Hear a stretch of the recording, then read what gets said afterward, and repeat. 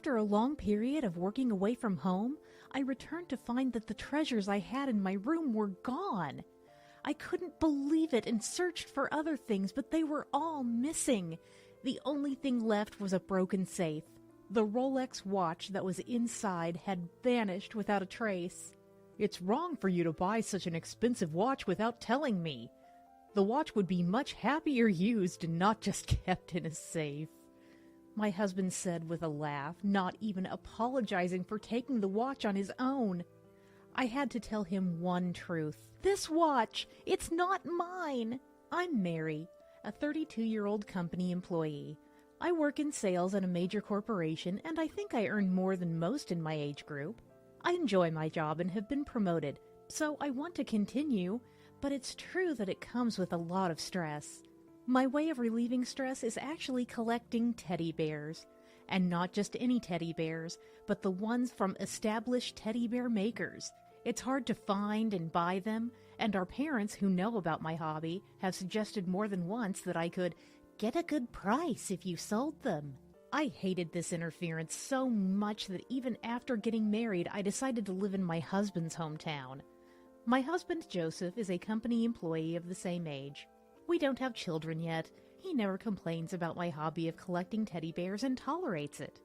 When we got married, Joseph's job was so demanding with lots of overtime, so we decided to rent an apartment in his hometown. We talked about moving if the apartment got too small, but with his busy schedule and the hassle of moving, we ended up staying here. "Mary, your stuffed animals have increased quite a bit." "Yes, they have, but that doesn't mean I can sell them. And I don't want to take them to my parents' house. They'll just tell me to sell them again." Joseph, who usually says nothing about my hobby, brought up this unusual topic. "About that, do you remember my friend Stephen?"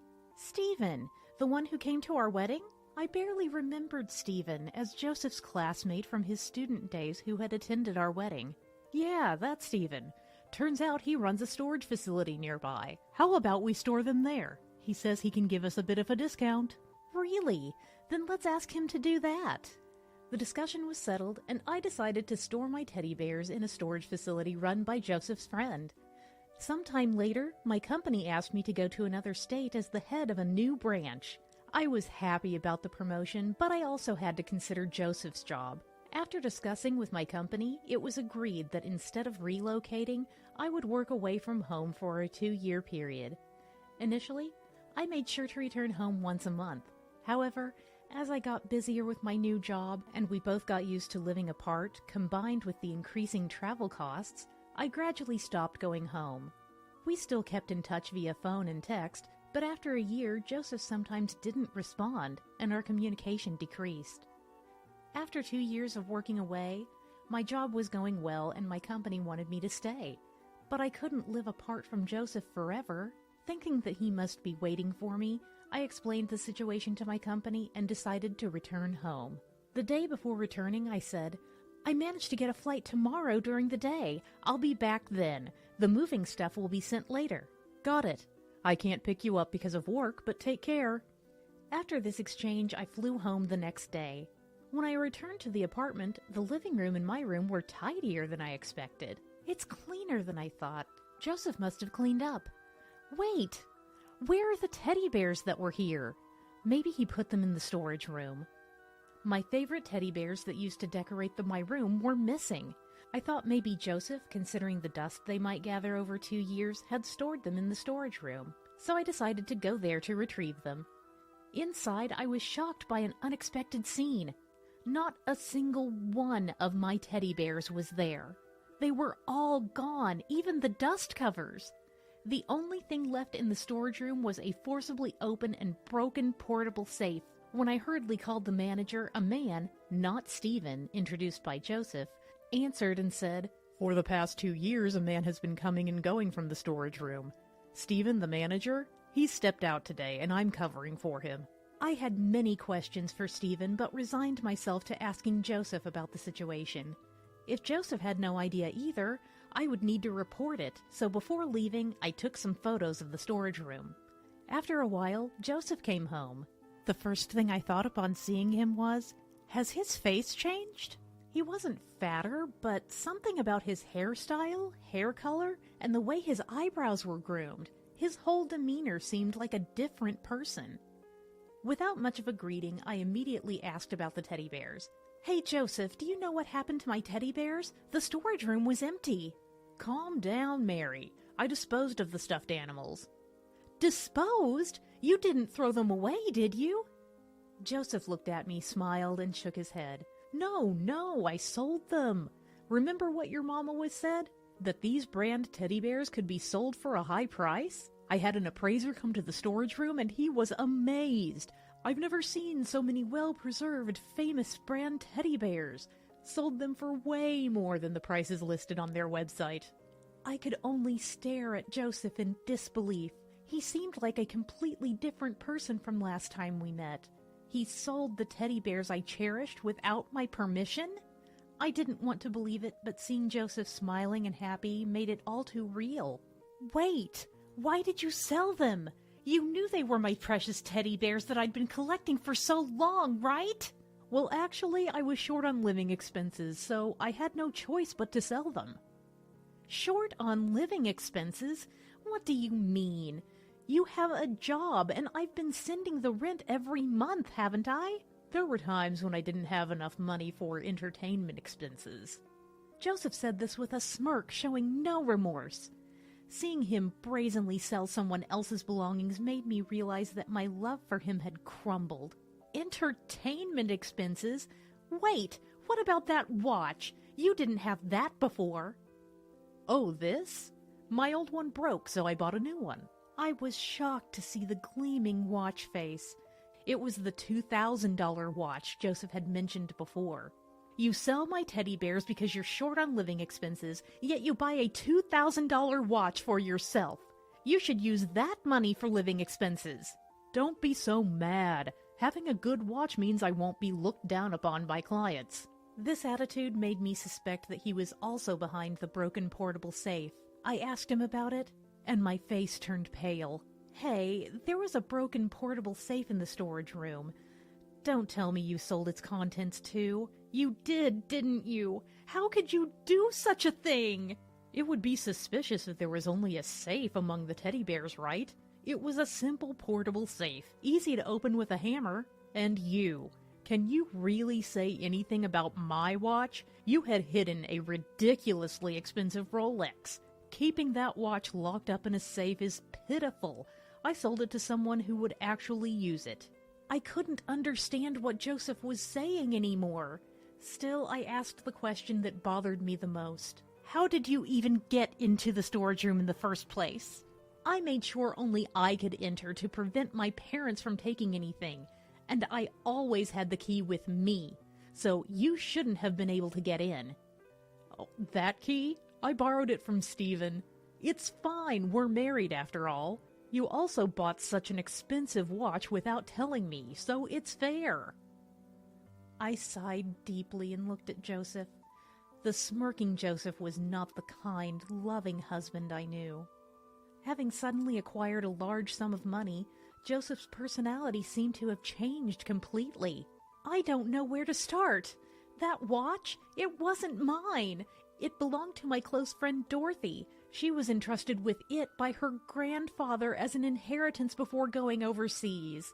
The watch Joseph had sold was a valuable heirloom given to my best friend Dorothy by her grandfather. Taking it overseas or leaving it in an unattended house both posed risk of theft. So we placed it in a trunk room in Joseph's hometown, far from where we lived, and locked it in a safe for triple security. I thought that by taking the keys with me while on my solo assignment, no one would be able to enter. I never imagined the building manager would give out a spare key. It must have sold for a high price. I saw online that it could fetch up to $15,000. It was so valuable that I stored it in a trunk room known only to me in this area to prevent theft. To think that you broke into the safe and sold it. What should I do?" "Quit your nagging. It's partly your fault for not explaining. It has nothing to do with me. It's your fault for showing off and hiding it," Joseph retorted, putting the blame on me. That day he was too angry to speak further. I intended to have Joseph compensate for it, but first, I needed to apologize to Dorothy. Though she had just returned from abroad and was likely busy, I was fortunate to reach her by phone immediately. Dorothy, it's been a while. Sorry for the call during a busy time, but I have something important to apologize for.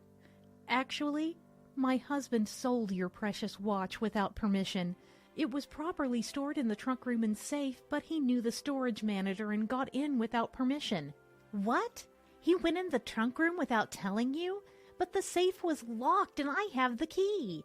He said he broke it open with a hammer. I'm so sorry. I can't afford to buy an equivalent watch with my savings right now, but I promise to repay the money, even if it takes time. Upon hearing my voice, Dorothy said, I'll come over tomorrow and hear the details. For now, just rest well and calm your mind. Even though she told me to rest, I had no appetite and couldn't even imagine being able to sleep. Seeing Joseph eating and sleeping as he pleased brought tears to my eyes. The next day, without a wink of sleep, Dorothy arrived at our house at 8 a.m. Good morning, Mary. Is it okay if I talk to Joseph? Dorothy showed a strained smile. Of course, come in, I invited Dorothy inside. Joseph, woken up early, grumbled, Can I get some rest on my day off? It's rude to come this early in the morning. The one being rude is you, for selling my watch without permission. Joseph, facing Dorothy's anger, apologized. I didn't know it was that important. I'm sorry. But Dorothy wasn't satisfied. Even if you didn't know it was mine, it's wrong to steal and sell someone else's belongings. Compensate for my watch and Mary's teddy bears. I'm sorry, but I don't have any money. I really have nothing. What do you mean you have no money? You're wearing an expensive watch. If you sold that, it should cover at least a few teddy bears. How could you be struggling so much that you needed to sell your wife's belongings? When Dorothy pressed him, Joseph uncomfortably tried to blame me. But when Dorothy responded with a puzzled, What? So? Demanding, Say that again.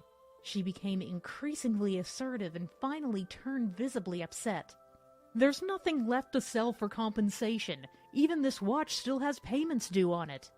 What do you mean by other things? No way. I hurried back to my room and checked my desk drawer. My laptop and other items were gone.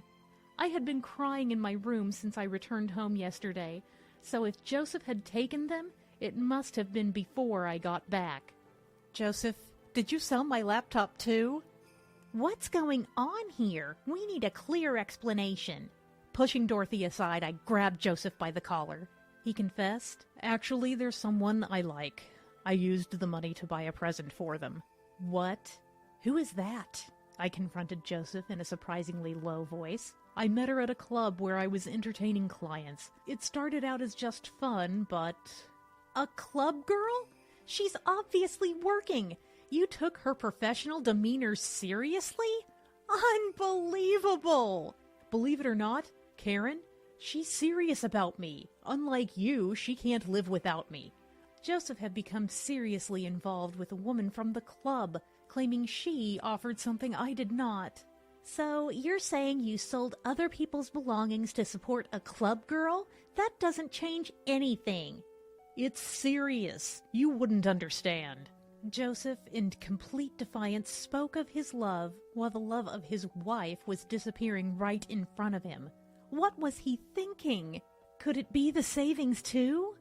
I checked our account and found that the money we had saved together was gone too. I was too shocked to say anything, but then anger surged within me. Ignoring Joseph, who was rubbing his neck, I grabbed Dorothy's hands. Dorothy, let's go to the police. What? The police? Joseph was surprised that I suggested going to the police, but it was the obvious response. I'm going to sue. I was planning to repay Dorothy for her watch, but not anymore. A man who steals and sells other people's things and cheats should be arrested. Yes, it's good that you've come to terms with this, Mary. Let's go to the police. As Dorothy and I, smiling, headed towards the door, Joseph panicked and clung to us. What? This is a joke, right? You're calling the police over an affair? What you did is a crime. We're going to the police to file a report. I'm not sure about the process, so I'll ask for advice on how to proceed. Right, if it goes to trial, we'll need a lawyer. Let's pick a law firm later. Joseph tearfully apologized and begged, but I pushed him away and left the house. At the police station, I learned not only Joseph, but also Stephen, the storage manager, were responsible. I then consulted a lawyer and initiated legal proceeding against both of them. Afterward, Dorothy and I returned home to pack up my nearly empty belongings. Joseph, seeing that I hadn't brought police, changed his attitude completely and began to berate me. Ignoring him, I moved into a single apartment.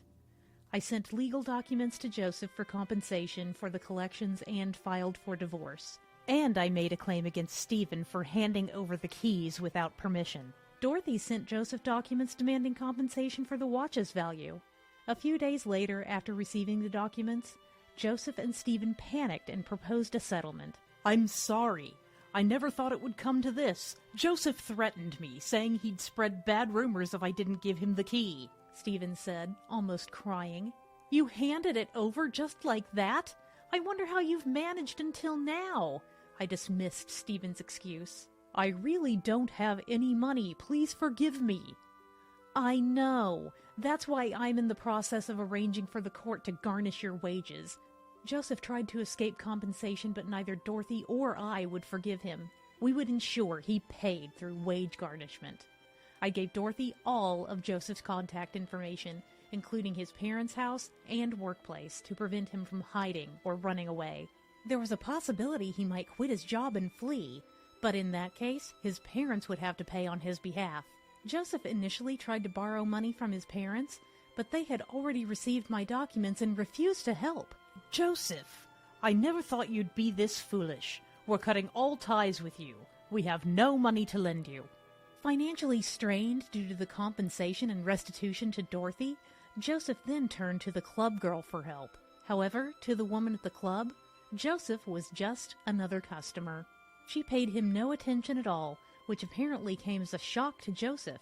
Unable to accept reality, Joseph exclaimed, "Do you have any idea how much money I've spent for you?" "I've explained this many times. Our relationship is just that of a service provider and a client. I'll accept presents, but that's all it is." "I even broke into a safe to get that money for you." Joseph ended up confessing more to Karen than he should have.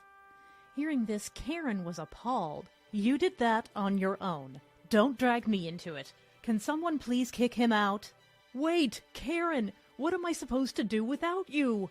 Then the staff came and kicked Joseph out, banning him from the club. The club was a nice place he frequented for business entertainment.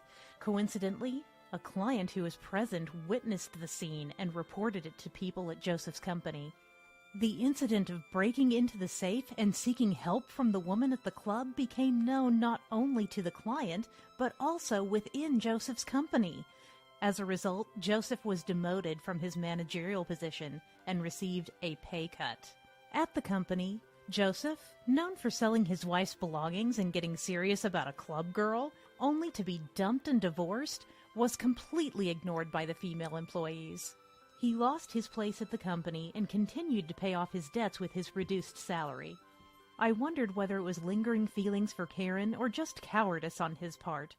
It seems he doesn't have the courage to quit his job and flee somewhere far away, so he's been making the payments regularly. Stephen, the storage manager, was caught giving the key to Joseph without my permission, and his real bad reputation spread, leading to mass cancellations by his clients. This led to the worsening of his business and eventual closure. Even now, Stephen and Joseph are still blaming each other and fighting. My work was recognized, and I was requested to return from my assignment and formally transfer. Although I troubled my close friend Dorothy, she didn't mind and still keeps in touch with me. We still communicate and meet up when I return to our hometown. In my new location, I've made friends, and my work is going well.